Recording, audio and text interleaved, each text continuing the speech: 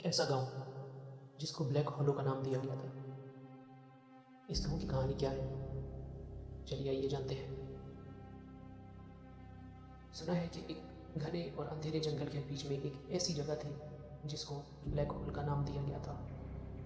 ये आम गांव नहीं था, ये बहुत हॉन्टेड गांव था और हर कोई इसका जिक्र सुनते ही डर जाता था। लोग तो कहते थे कि ब्लैक होल में वो लोग बसते हैं जो इस दुनिया से गुजर चुके हैं, मगर उनकी रूहें अब भी वहाँ भटकती रहती हैं। एक तूफानी रात को 3 दोस्त अयान, ज़ारा और रोहन ने फैसला किया कि वो ब्लैक होलो को एक्सप्लोर करेंगे।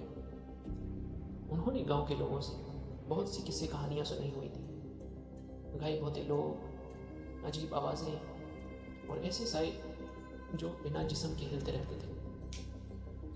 मगर तीनों में एक कर्टसी थी और वो असल सच को जानना चाहते थे कि आखिर वो है क्या। जैसे ही वो इस गांव में दाखिल हुए, एक सर्द हवा का झोंका चला जो उनके दिल को ठंडक और डर से भर गया। ज़ारा ने घबराए हुए इधर उधर देखा और धीरे से बोला, ये जगह वाकई में अजीब है, मुझे वापस जाना चाहिए। मगर रोहन हंस के बोला, अरे ये सब सिर्फ किस्सों कहानियों में होता है, बस डरो मत, चलते रहो। अब तीनों दोस्त चलते रहे और वो चलते चलते एक पुराने घर तक पहुंच गए। अचानक उन्होंने एक हल्की सी गुनगुनाहट सुनी जो कि दरख्तों में से आ रही थी। कोई है, हमें आज़ाद करो। वो आवाज़ें अजीब थी और बहुत देर तक उस दरख्त में से आती रही।